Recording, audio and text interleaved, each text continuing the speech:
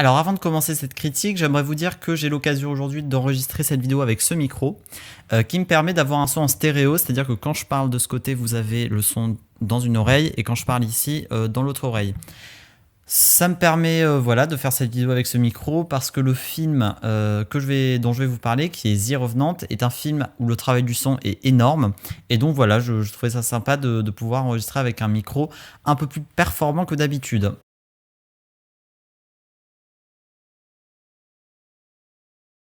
C'est parti pour la critique.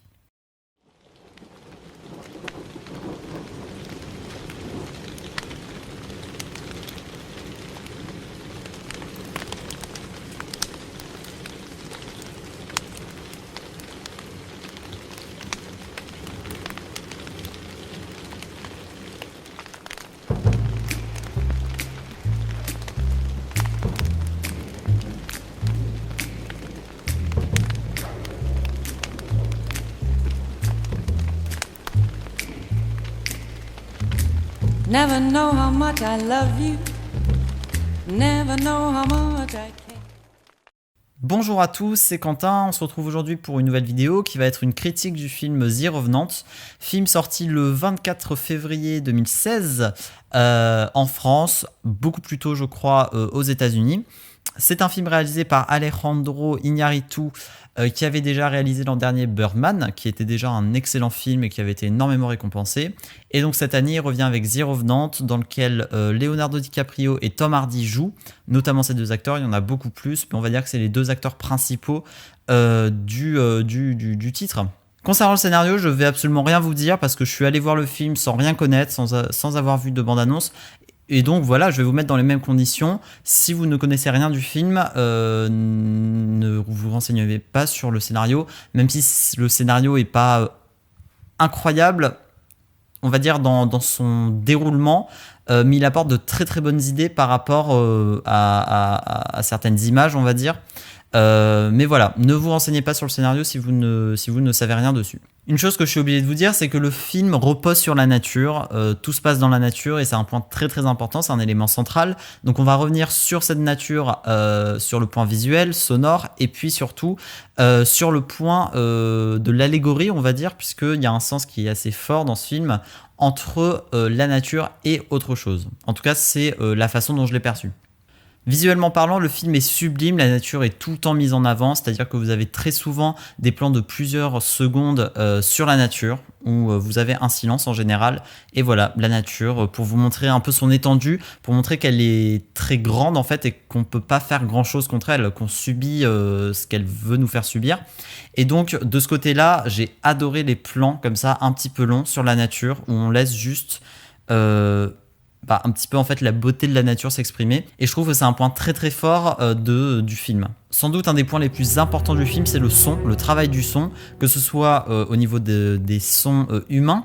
On a pas mal de souffles, de grognements des hommes, notamment du personnage joué par DiCaprio. Je crois que c'est Mr. Glass. Son nom. On a souvent voilà, des sons au niveau de son souffle, on sent une certaine souffrance et de ce côté-là c'est très bien capté. Je pense que c'est des... Alors je ne sais pas si ça a été capté en direct ou ça a été doublé, mais dans tous les cas c'est très très bien géré et le sound design de ce côté-là est très très bon. Même chose du côté de la nature, vous avez tout le temps des sons, soit un ruisseau qui coule, soit les feuilles des arbres qui sont agitées par le vent, soit la neige. De ce côté-là aussi, je ne sais pas si ça a été doublé ou pris en direct, mais le sound design du côté de la nature est excellent. Comme j'en parlais précédemment, les plans où on nous montre juste de la nature, il y a souvent des sons de nature et rien d'autre, parfois de la musique, en sachant que la musique en fait laisse pas mal de blanc, notamment un thème que normalement je vous mets en ce moment même, s'il n'y a pas de droit d'auteur dessus, un thème qui est assez fort, qui est récurrent, qu'on entend plusieurs fois, mais qui est fort et qui laisse vraiment des gros silences en fait. Voilà, on a souvent une montée comme ça de son et une redescente avec, un espace libre, on va dire, pour les sons de la nature. Et ça, j'ai trouvé ça très bien fait et super important parce que c'est un film qui nous montre la nature et la puissance de la nature, on va dire, et qui nous montre à quel point elle est indomptable en fait. Donc vraiment le son dans ce film est un point super important, faites-y attention quand vous irez le voir ou essayez de vous remémorer des choses si vous l'avez déjà vu. C'est vraiment un film qui s'apprécie par son son parce que, alors en l'occurrence je l'ai vu en Dolby Atmos donc c'était très très bien réparti dans l'espace, mais je pense que même dans un Dolby classique, dans une salle de cinéma classique, on a quand même ce son qui est omniprésent et qui est très très bien géré. Donc de ce côté-là, les ingé-sons qui ont travaillé sur le film ont fait du très très bon boulot parce que ça rend super bien. Comme je le disais, la musique laisse le temps et laisse la place à la nature, mais elle est assez classique. C'est pas, je pense pas que c'est une musique qui marquera les esprits, mais par le fait en fait qu'elle laisse la place à la nature, j'ai trouvé très bien faite, tout simplement. C'est une musique qui est plutôt faite pour accompagner certains moments, tout en laissant la dimension de la nature qui englobe complètement le film. Donc je pense que le souhait d'Iñárritu c'était de placer la nature au centre de son film et c'est super bien réussi. Alors que ce soit du côté du scénario, des événements qui se produisent, encore une fois je vous en parle pas parce que j'ai pas envie de vous spoiler ça, mais que ce soit au niveau des événements qui se produisent, au niveau de l'image et au niveau du son, pour moi Iñárritu a fait son job et a fait surtout ce qu'il voulait faire, plus que son job. Voilà, il a complètement réussi à placer la nature au centre de son film et de la rendre à la fois belle, avec ses plans très très longs, et puis super impressionnant quoi. C'est un film qui aborde les thèmes de la vengeance et de la religion, et il y a un parallèle qui est assez intéressant en fait entre les deux.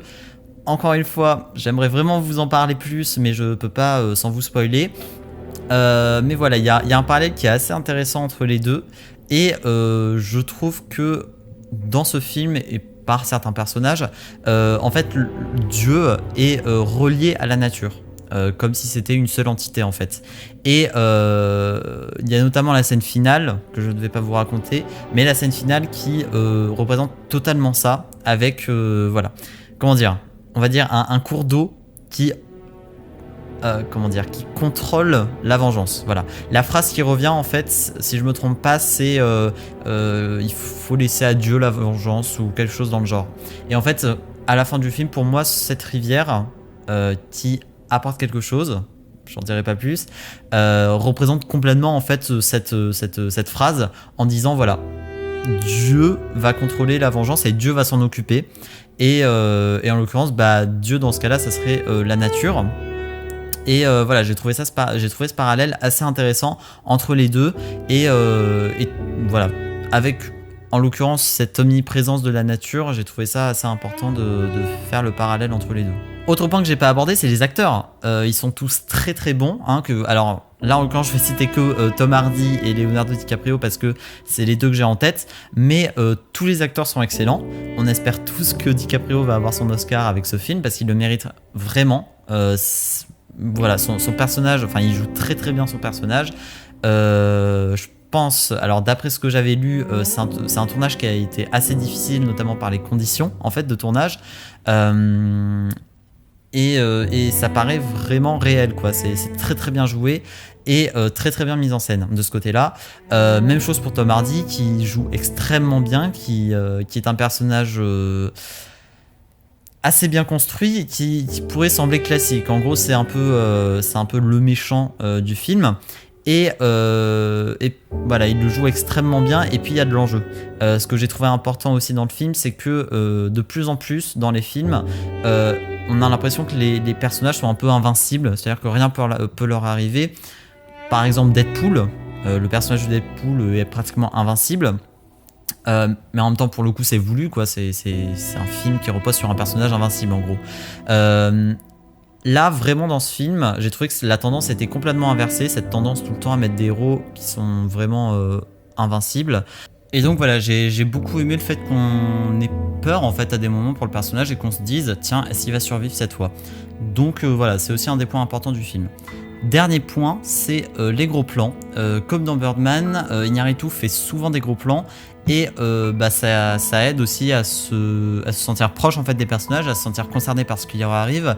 On a notamment une scène qui est en très très gros plan où DiCaprio souffle, respire, et en fait il y a de la buée qui se met sur la caméra. Ça, voilà, ça montre qu'on est vraiment proche du personnage. Donc j'ai bien aimé ce point-là aussi parce que voilà, ça. Les gros plans aussi, ça permet de se sentir plus proche des personnages. Et là, je les ai trouvés très très bien utilisés parce qu'on est assez souvent en fait en gros plan. Voilà, je crois que c'est tout ce que j'avais à vous dire sur le film. J'espère que cette critique vous aura plu. Voilà, je sais pas si elle était bien. Je verrai ça au montage et puis avec vos commentaires. Mais voilà, j'espère que ça vous aura plu. Je vous invite vraiment à aller voir ce film j'ai adoré. C'est sans doute un de mes films préférés de cette année, mais on est qu'en février. Mais voilà, c'est un film que j'ai adoré. Je vous invite à le voir en VO parce que je trouve qu'en général la VF ou le doublage globalement est pas très très juste ou pas assez juste par rapport à l'intention des acteurs à la base. Donc moi je vous invite à le voir en VO. Voilà. Allez le voir en VO. Et puis c'est tout, voilà, allez voir The Revenant en VO de préférence et puis passez un beau moment. C'est un film qui dure 2h45 et qui pourtant voilà vous passionne pendant 2h45. Donc c'est très très bien fait et c'est super agréable à regarder. Voilà. Enfin c'est agréable à regarder. C'est un peu violent, il y a des trucs violents, c'est vrai. Mais voilà, ça reste super cool et voilà, c'est vraiment un très bon film. Iñárritu a annoncé qu'il ferait pas de film avant un certain temps, c'est très dommage. Donc il va falloir que je regarde un peu sa filmographie pour voir ce qu'il a fait avant Birdman. Mais voilà, vraiment c'est un excellent réalisateur. Je crois que le tournage voilà, a été compliqué, mais au final le résultat est excellent, vraiment. Donc je vous invite vraiment à le voir. Sur ce, je vous remercie d'avoir regardé cette critique. Laissez-moi votre avis dans les commentaires. Et puis voilà, à très bientôt pour une autre vidéo piano, critique ou autre. Et puis voilà, prenez soin de vous et à la prochaine. Bye.